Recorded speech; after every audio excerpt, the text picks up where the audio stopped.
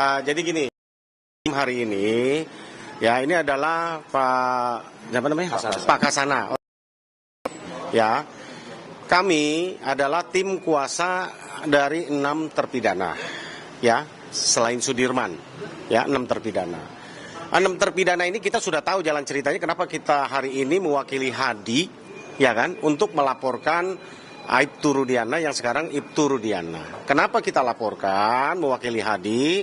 Setelah tim, ya, kami ini 120 orang, 126 orang tim, kan gitu kan? Kami rapat, gitu kan? Kami melihat untuk menegakkan tentang peristiwa sesungguhnya apa yang terjadi. Ya, menurut kami inilah satu-satunya jalan bahwa kami harus melaporkan supaya diperiksa, supaya peristiwa itu menjadi terang benderang, kita adu bukti dan juga kesaksian dan juga apa yang kami sampaikan, ya kan? Ya, kita lihat saja nanti bahwa kami kan hanya ingin menegakkan keadilan, ya. Bahwa di dalam peristiwa yang sesungguhnya terjadi, kenapa kita laporkan Rudiana? Ini kan peristiwanya terjadi sekali lagi supaya paham, ya. Bahwa itu adalah sesudah dinyatakan bahwa itu adalah kecelakaan oleh Polres Cirebon, bukan kota, ya. Oleh Polres Cirebon, karena peristiwanya terjadi di Kabupaten Cirebon, bukan di kota. Aibtu Rudiana sendiri adalah unit narkoba dari Polresta Cirebon, ya. Itu perbatasan yang masuk wilayah kota Cirebon itu hanya SMP 11. Lewat ke situ sedikit itu sudah masuk wilayah jurisprudensinya Polres Kabupaten Cirebon, ya. Ketika dia melihat tanggal 28, 29 dia ke Polsek Talun, dia melihat motor dan dia penasaran, Aibtu Rudiana ini melakukan penyelidikan sendiri karena dia seorang anggota polisi tapi bukan punya kewenangan untuk ke situ, kan gitu kan, menyidik. Lakukan sendiri, bahkan dalam kesaksian anggota penyidikan. Nanti kita uji aja lidik sendiri. Ya, itu ada kesaksian di bawah sumpah yang mengatakan begitu anggotanya. Kan gitu kan. Lalu dari peristiwa itu, ya kan, dia datang tanggal dari 29, 30 dia melakukan penyidikan sendiri, tanggal 31 ya. 31 Agustus dia pukul 10 melakukan penyidikan dan pukul 14 dia bertemulah dengan saudara Aib dan Dede. Berdasarkan pengakuan dari Aib dan Dede inilah, ya kan, lalu sesudah mendapat informasi terjadi ada kejar-kejaran geng motor apa segala macam semua, dia tinggalkan nomor telepon kepada Aib dan Dede. Pukul 14, pukul 16 Aib menelpon Rudiana. Aibtu Rudiana bersama dengan teman-temannya kembali ke SMP 11 karena Aib menginformasikan bahwa yang orang-orang itu sedang berkumpul di depan SMP 11, kan gitu. Ditangkaplah, ada 8 orang yang ditangkap, diamankan atas keterangan dari informasi dari Aib. Dari 8 yang ditangkap itu, 1 akhirnya dilepaskan yang bernama Rinaldi, kan gitu. Ya, 1 lepas.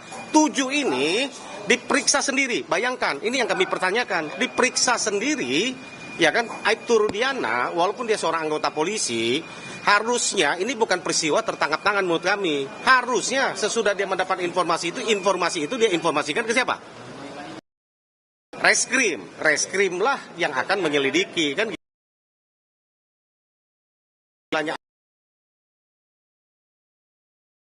itu kan.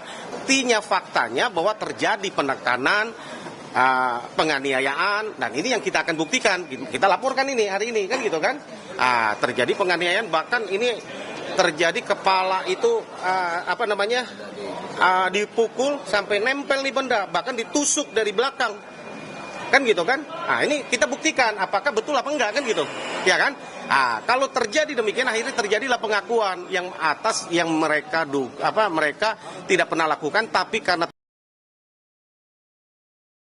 mengaku, kan gitu kan. Kenapa kami laporkan? Karena kami yakini para klien kami kan tidak bersalah. Ini supaya menjadi novum. Kira-kira jalan ceritanya begitu. Mungkin mau ditambahkan Pak Asido, silakan. Ya, ini Ketua PBH Pusat. Saya tambahkan ya. Jadi memang kenapa kemudian Nah ini ya mereka sekarang menjadi aktif ya untuk menemukan keadilan itu karena mereka datang ke Peradi, ke tim Peradi yang di dalamnya ada juga Pusat Bantuan Hukum Peradi. Jadi kita memang juga memberikan bantuan hukum pro bono. Jadi advokat Peradi itu wajib memberikan bantuan hukum cuma-cuma pro bono, access to justice bagi seluruh masyarakat yang memerlukan. Kalau dalam perkara ini sebenarnya teman-teman juga mungkin sudah tahu dan paham lah ya kejanggalan yang menyebabkan banyak kegaduhan jadinya di negara kita ini. Sebenarnya bahkan belakangan kita ketahui Pak Rudiana pun katanya sudah tidak terlihat gitu ya, susah ditemuin. Ini kita butuhkan sebenarnya ya bagaimana supaya jelas perkara ini. Makanya dengan ada laporan ini kita harapkan juga Pak Rudiana muncul lah gitu ya. Coba kita menggugah hatinya untuk begini, kita empati atas kehilangan anaknya. Tetapi juga jangan orang yang tidak bersalah kemudian berada di dalam penjara. Kemerdekaan mereka itu direbut gitu. Nah ini kita harapkan. Kita lihat ya melalui video yang dia tampil, hanya sekali itu yang kita ketahui. Sebenarnya di situ juga dia sudah mengalami kegundahan di situ ya. Ungkapkan, padahal sudah ada ya menjadi korban, menjadi terpidana di penjara seumur hidup. Nah inilah harapannya dengan adanya laporan polisi ini kita mengharapkan, ayo Pak itu ya kalau semua sudah kita tahu lah ya banyak sekali yang tidak sesuai, tidak benar, banyak sekali sudah ya bagaimana tadi disampaikan oleh Pak Jutek, bagaimana juga yang 2 saksi fiktif, Liga Akbar juga dan seterusnya ya pra-peradilan Peggy. Jadi apalagi yang kita tunggu ini sekarang ini kan gitu. Ayo muncullah Pak Rudiana, sampaikan kebenaran itu biar juga tenang nanti ya almarhum di surga gitu ya. Biar bisa tahu jangan gara-gara ya seperti itu jadi overaktif nih sebenarnya kan. Ya wajar mungkin karena ketika anaknya mengalami kejadian seperti itu. Tapi kalau sudah mengetahui ini tidak benar, kita mengharapkan sampaikan kejujuran itu. Kasihan ini para keluarga terpidana, para terpidana mereka ini ingin kembali ya merdeka. Ya tidak di dalam penjara. Jadi itu yang kami harapkan. Ya kalau tidak ini laporan akan jalan terus dan Pak Rudiana harus mempertanggungjawabkan itu. Gini, kami hanya mau menyampaikan gini sedikit ya sebelum ada pertanyaan. Kami hanya menyampaikan gini. Lebih objektif, maka kami membuka pintu lewat laporan-laporan yang kami sampaikan. Kami kan, menurut kami dari tim kuasa hukum, bahwa proses ini dimulai dari tahun 2016 kan menurut kami sudah apa ya, mau dibilang cacat formil dan lain.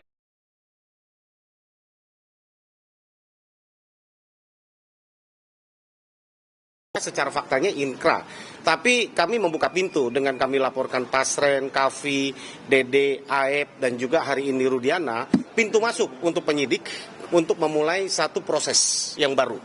Kan gitu kan, satu proses yang baru, biarlah yang sudah inkrah itu kami akan tempuh yang namanya PK untuk menyelesaikannya. Karena itu apa namanya, itu kan proses hukum yang sudah inkrah kita harus hargai kan gitu kan. Biarlah kami selesaikan lewat situ.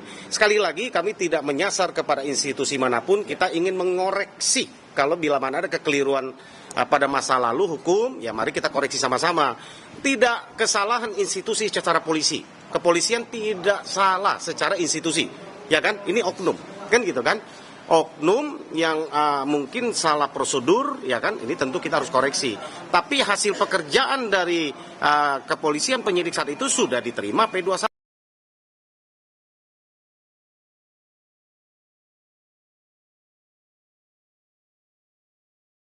Ya kita hargailah pekerjaan itu kan gitu kan, sistemnya. Tapi kalau memang ini salah, ini menjadi satu catatan buat kita bahwa ini kesalahan yang berjamaah menurut kami kan, ini sistem kan. Nah ini tentu prihatin kami. Orang yang tidak bersalah, seumur hidup masalahnya. Ini 340, ada junto 55 penyertaan, pembunuhan berencana dengan apa? Ada yang turut serta. Persoalannya dari 8 orang, 1 dihukum 8 tahun. 8 tahun pun karena di bawah umur. 7 terpidana lain semuanya rata seumur hidup. Lah, buat kami penegak hukum dan praktisi hukum bingung gitu loh.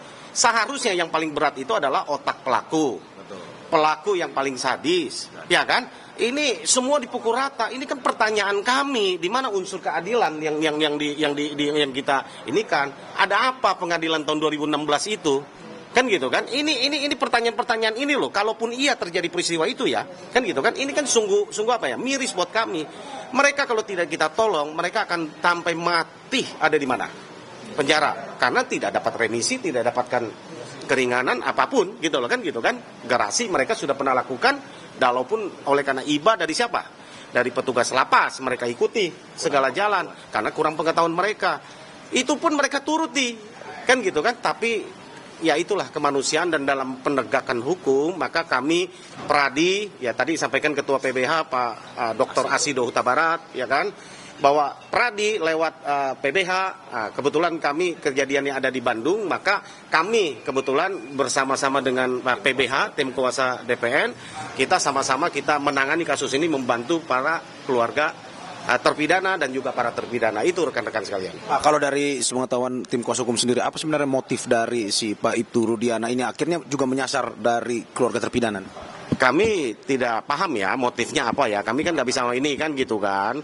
Kami hanya mau serahkan saja kepada proses hukum yang berjalan. Tapi kami bisa maklumin lah sebagai orang tua tadi yang sampaikan Pak Dr. Asido ya. Kita bisa maklumin, tapi ya menurut kami kalau gara-gara hanya ingin emosi lalu menghukum akibat ada 7 orang 8 orang yang terhukum kan nggak benar kan gitu. Ya tentu kami simpati lah sebagai korban gitu. Apakah memang ini langsung menyasar atau memang sebenarnya sebelumnya ada hubungan dalam arti bahwa Nggak ada. Nggak tahu, kita dalam penyidikan kita belum tahu, kita belum temukan. Itu aja. Makasih ya.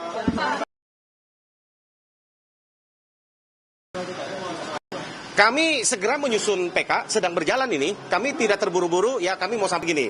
Kami hanya kuasa hukum dari 6 terpidana. Ya, mengenai ada salah satu yang sudah mengajukan PK yang akan sidang tanggal 24 Juni.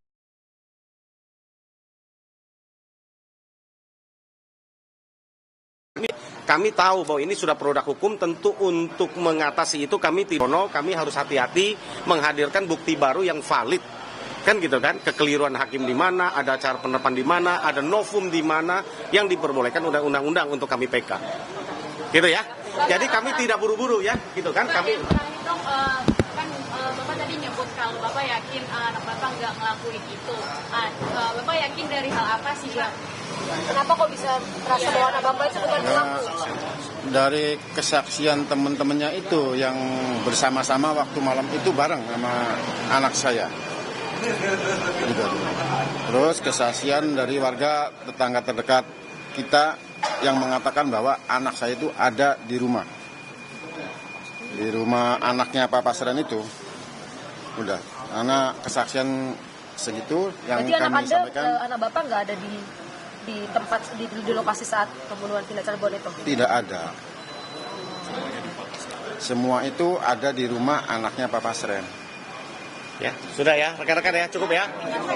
Satu aja sekali tadi nggak dapat, boleh diulangin sekali lagi pernyataan hari ini kenapa mau melaporkan Rudiana dan kenapanya dan harapan. Ya, kalau harapan saya sih ya untuk menegakkan keadilan. Ya, menegakkan anak itu ya. Oke ya. Makasih ya teman-teman ya.